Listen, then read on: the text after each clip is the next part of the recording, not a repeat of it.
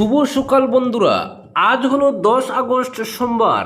আজকের সকালের বিশেষ বিশেষ খবর হলো হাইলাকান্দিতে সক্রিয় সাইবার চক্র, তদন্তে পুলিশ। সরকারি প্রকল্পের সুবিধার লোভ দেখিয়ে অন্য অ্যাকাউন্টের অর্থ হাফিসের চক্রান্ত ফাঁস। হাইলাকান্দি জেলায় এক বড়সড় সাইবার জালিয়াতি চক্র গর্জে ওঠার অভিযোগ পাওয়া গেছে। এই চক্র সরকারি প্রকল্পের সুবিধা পাইয়ে দেওয়ার প্রলোভন দেখিয়ে সাধারণ মানুষের নথিপত্র সংগ্রহ করা, ব্যাংক অ্যাকাউন্ট খোলা এবং পরে মোবাইল সিম পরিবর্তন করে সেই অ্যাকাউন্টের নিয়ন্ত্রণ নিজেদের হাতে নিয়ে নেওয়ার অভিযোগকে কেন্দ্র করে হাইলাকান্দিতে ব্যাপক চাঞ্চল্যের সৃষ্টি হয়েছে। এই পদ্ধতিতে হাইলাকান্দিতে কম করেও 350টির মতো ব্যাংক অ্যাকাউন্ট খোলা হয়েছে বলে জানা গেছে। ইতিমধ্যেই বহু মহিলা এ ধরনের প্রতারণার শিকার হয়েছেন বলে অভিযোগ পাওয়া গেছে। এ মর্মে এক প্রতারিত মহিলা হাইলাকান্দি সদর পুলিশে মামলা দায়ের করেছেন। হাইলাকান্দির চাঁদপুর গ্রামের মনোয়ারা বেগম মজুমদার থানায় মামলা দায়ের করেছেন। তার দায়ের করা মামলায় কাউসার আহমেদ এবং সারিমুল হক নামের দুই ব্যক্তির নামের উল্লেখ রয়েছে। এ ব্যাপারে অভিযোগ হচ্ছে, প্রতারক চক্র দিব্যাঙ্গ ব্যক্তিসহ দুর্বল শ্রেণীর মহিলাদের সরকারি প্রকল্পের সুবিধা পাইয়ে দেওয়ার কথা বলে তাদের নথি নিয়ে ব্যাংক অ্যাকাউন্ট খুলে পরে মোবাইলের সিম বদলে সেই অ্যাকাউন্টের মাধ্যমে প্রতারকরা লেনদেন শুরু করে। হাইলাকান্দিতে এরকম দুটি ব্যাংক অ্যাকাউন্টে প্রায় 1,50,000 টাকার লেনদেনের তথ্য মিলেছে বলে জানা গেছে। এই টাকার একটি অংশ দুটি পেট্রোল পাম্পের অ্যাকাউন্টে স্থানান্তর এবং এটিএম থেকে টাকা তুলে নেওয়ার অভিযোগও রয়েছে।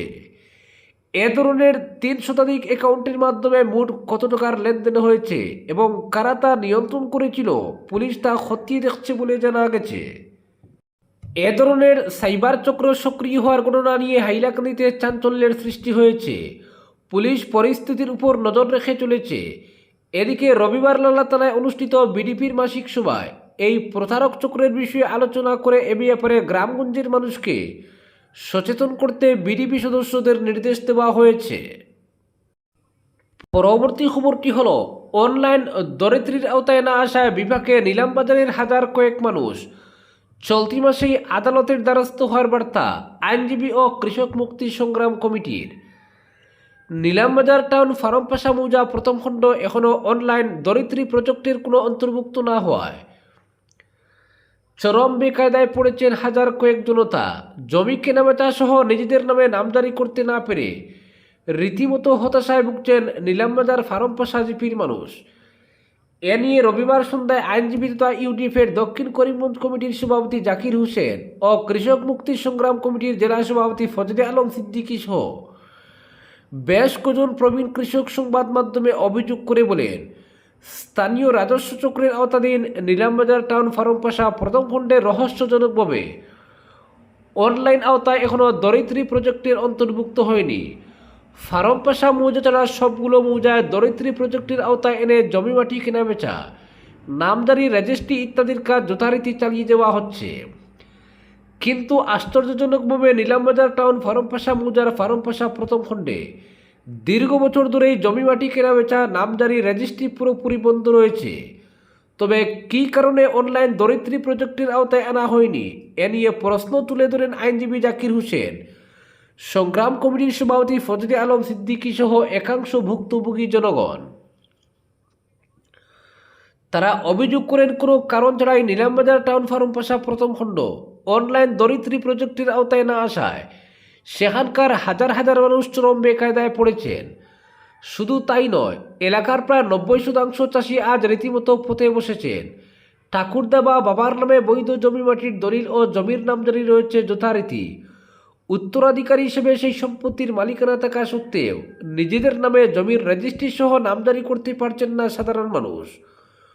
বৈধ ক্ষেতের জমিমাটি থাকা সত্ত্বেও নিজেদের নামে রেজিস্ট্রি ও নামজারি না থাকায় সরকারের কাছে একজন কৃষক হিসেবে পরিচয় দেওয়াটাই মুশকিল হয়ে পড়েছে। কারণ কৃষক হিসেবে সরকারের প্রতিটি যোজনার সাহায্য পেতে হলে নিজের নামের জমির রেজিস্ট্রি ও নামজারি থাকা বাধ্যতামূলক। বলতে গেলে কেন্দ্র ও রাজ্য সরকারের কৃষকদের কল্যাণকামী যোজনাগুলি থেকে পুরোপুরি বঞ্চিত নিলামবাজার টাউন ফার্মপাশার হাজার হাজার গরিব কৃষক। জাকির হোসেন, ফজলে আলম সিদ্দিকী সহ ভুক্তভোগীদের অভিযোগ, জমিমাটি নিজের নামে নামজারি না থাকায় পিএম কিষাণ যোজনার রেজিস্ট্রেশন হচ্ছে না এসব অঞ্চলের গরিব কৃষকদের, যার ফলে প্রধানমন্ত্রী কিষাণ সম্মান নিধি যোজনা থেকেও বঞ্চিত হচ্ছেন তারা।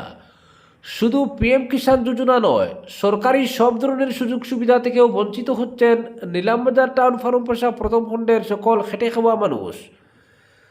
তাছাড়া নিজস্ব জমি মাটি থাকা সত্ত্বেও ছেলেমেয়ের বিয়ে, উন্নত মানের চিকিৎসা, সন্তানদের সুশিক্ষা শিক্ষিত করা সহ প্রয়োজনীয় কারণে সময়মতো জমি কেনাবেচা করতে পারছেন না তারা।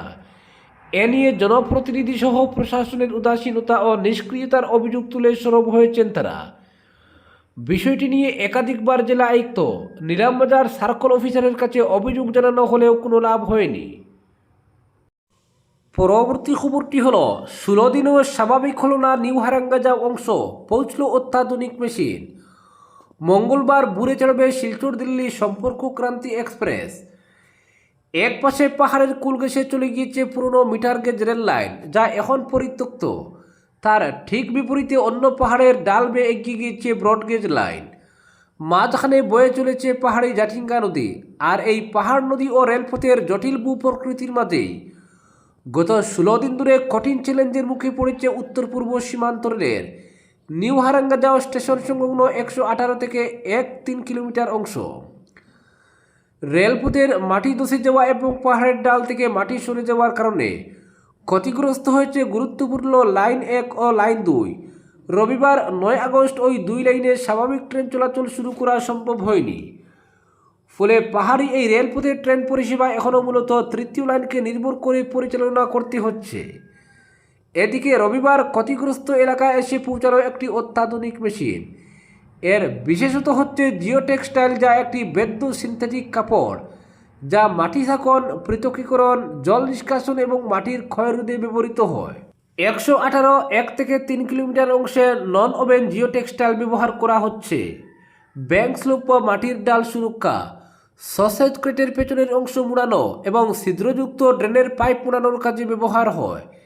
এই জিও টেক্সটাইলের মধ্য দিয়ে জল সহজেই প্রবাহিত হতে পারে। একই সঙ্গে এটি মাটির সূক্ষ্ম কণাগুলির সরে যাওয়া প্রতিরোধ করে, ফলে মাটির ক্ষয় কমে এবং ড্রেনেজ ব্যবস্থায় মাটির কোণা জমে তা বন্ধ হয়ে যাওয়ার সম্ভাবনাও কমে। এদিকে পাহাড় লাইনে এই পরিস্থিতিতে কিছু ট্রেনের যাত্রা ফের বাতিল করা হয়েছে।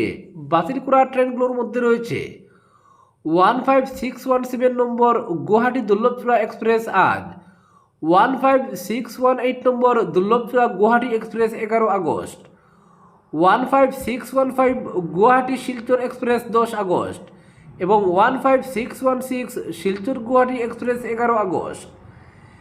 এদিকে কয়েকটি গুরুত্বপূর্ণ ট্রেন ছাড়ার সময়ও পরিবর্তন করা হয়েছে।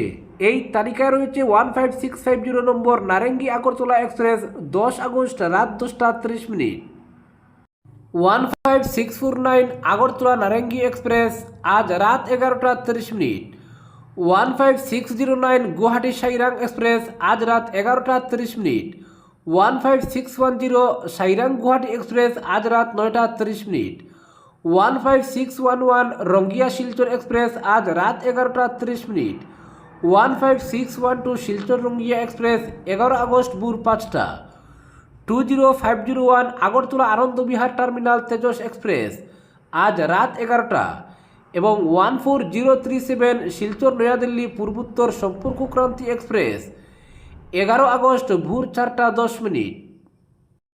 পরবর্তী খবরটি হলো 3.5 লক্ষ টাকা পর্যন্ত সাহায্য, শুরু হলো ঘরে ঘরে বন্যা ক্ষয়ক্ষতির সমীক্ষা। বন্যার জল কমেছে অনেকটাই, কিন্তু হাজার হাজার মানুষের জীবনে রয়ে গেছে ভাঙ্গা ঘর, হারিয়ে যাওয়া সম্বল আর নতুন করে বাঁচার লড়াই। সেই ক্ষয়ক্ষতির প্রকৃত হিসাব বের করতে রবিবার থেকে বন্যা কবলিত এলাকায় শুরু হলো রাজ্য সরকারের বিশেষ সমীক্ষা। এই সমীক্ষার ভিত্তিতেই ক্ষতিগ্রস্ত পরিবারগুলিকে আর্থিক সাহায্য ও পুনর্বাসন প্যাকেজ প্রদান করা হবে। সবচেয়ে বেশি ক্ষতিগ্রস্ত পরিবার সর্বোচ্চ 3.50 লক্ষ টাকা পর্যন্ত সাহায্য পাবে বলে জানিয়েছেন মন্ত্রী বিমল বোরা। রাজ্য সরকারের সিদ্ধান্ত অনুযায়ী প্রথম পর্যায়ে শিবসাগর, চুরাইদেও, যোরহাট এবং গোলাঘাট জেলায় ঘরে ঘরে গিয়ে ডিজিটাল পদ্ধতিতে সমীক্ষা চালানো হবে। ক্ষতিগ্রস্ত বাড়িঘর, কৃষিজমি, গবাদি পশু, পানীয় জলের উৎস এবং জীবিকা নির্ভর সম্পদের ক্ষতির বিস্তারিত তথ্য সংগ্রহ করা হবে। পরে একাধিক স্তরে সেই তথ্য যাচাই করে চূড়ান্ত তালিকা প্রস্তুত করা হবে।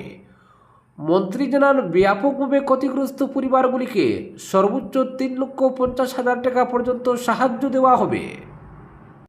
তুলনামূলকভাবে কম ক্ষতিগ্রস্ত পরিবার পাবে 1.87 লক্ষ টাকা।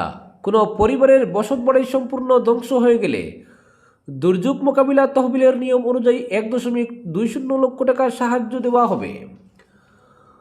ঘর বাড়ির পাশাপাশি গবাদি পশুর ক্ষতির ক্ষেত্রেও বিশেষ সাহায্যের ব্যবস্থা করা হয়েছে। একটি গরু বা অন্য বৃহৎ গবাদি পশুর মৃত্যুর ক্ষেত্রে 37,500 টাকা করে দেওয়া হবে। সর্বাধিক 3টি পশুর জন্য এই সুবিধা মিলবে।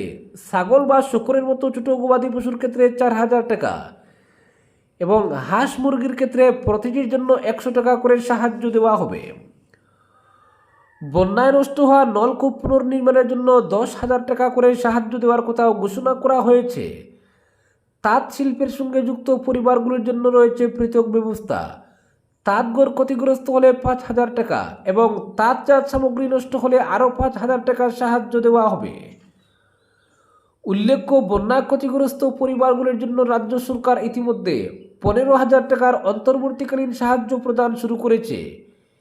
এবার বিস্তারিত সমীক্ষার মাধ্যমে প্রকৃত ক্ষয়ক্ষতির চিত্র তুলে এনে পুনর্বাসন প্রক্রিয়াকে দ্রুততর করার উদ্যোগ নেওয়া হয়েছে। প্রশাসনের আশা, সমীক্ষা শেষ হওয়ার পর ক্ষতিগ্রস্তদের হাতে দ্রুত সাহায্য পৌঁছে দেওয়া সম্ভব হবে এবং বহু পরিবার নতুন করে ঘুরে দাঁড়ানোর সুযোগ পাবে। পরবর্তী খবরটি হল, পণের দাবিতে বধূর মৃত্যু। স্বামীর বিরুদ্ধে সরাসরি প্রমাণ না থাকলেও হতে পারে সাজা। গুরুত্বপূর্ণ রায় এলাহাবাদ হাইকোর্টের। পণের দাবিতে নির্যাতনের জেরে বধূর মৃত্যু হলে স্বামী বা শ্বশুরবাড়ির সদস্যদের বিরুদ্ধে প্রত্যক্ষ প্রমাণ না থাকলেও নির্দিষ্ট পরিস্থিতিতে তাদের দায়বদ্ধ করা যেতে পারে, এমনই গুরুত্বপূর্ণ পর্যবেক্ষণ করেছে এলাহাবাদ হাইকোর্টের লখনৌ বেঞ্চ। তবে একই মামলায় অভিযুক্ত স্বামীর যাবজ্জীবন কারাদণ্ড কমিয়ে 10 বছর করেছে আদালত। মামলাটি উঠেছিল সন্দীপ সিংহরার সাজা কমানোর আবেদনের ভিত্তিতে। তার বিরুদ্ধে স্ত্রীকে পণের দাবিতে নির্যাতন এবং সেই নির্যাতনের জেরে মৃত্যুর অভিযোগ ছিল।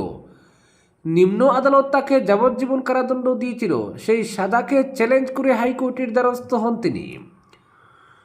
বিচারপতি আব্দুল মঈন এবং বিচারপতি প্রমোদ কুমার শ্রীবাস্তবের বেঞ্চ জানায়, পণের দাবিতে নির্যাতনের ঘটনায় অভিযুক্ত ব্যক্তি নিজেই নির্যাতন করেছেন এমন সরাসরি প্রমাণ প্রত্যেক ক্ষেত্রে আবশ্যক নয়। বিয়ের পর নির্দিষ্ট সময়ের মধ্যে কোনো মহিলার অস্বাভাবিক মৃত্যু এবং তার আগে পণের দাবিতে নির্যাতনের প্রমাণ থাকলে আইনের সংশ্লিষ্ট ধারার অধীনে বিষয়টি বিবেচনা করা যেতে পারে। আদালতের পর্যবেক্ষণ, পণের দাবিতে নির্যাতনের কারণে মৃত্যুর অভিযোগ প্রমাণের ক্ষেত্রে মূল বিষয় হলো মৃত্যুর আগে ওই মহিলাকে পণের জন্য হেনস্থা করা হয়েছিল কিনা। সেই নির্যাতনের সঙ্গে স্বামী বা শ্বশুরবাড়ির কোনো নির্দিষ্ট সদস্যের প্রত্যক্ষ যোগসূত্রের প্রমাণ সব ক্ষেত্রে অপরিহার্য নয়। আদালত জানিয়েছে, পণের দাবিতে নির্যাতন সংক্রান্ত অপরাধে কঠোর শাস্তির বিধান থাকলেও সর্বোচ্চ সাজা মূলত অত্যন্ত গুরুতর বা বিরলতম পরিস্থিতির ক্ষেত্রে প্রযোজ্য। আজকের বিশেষ সংবাদ এখানেই সমাপ্ত।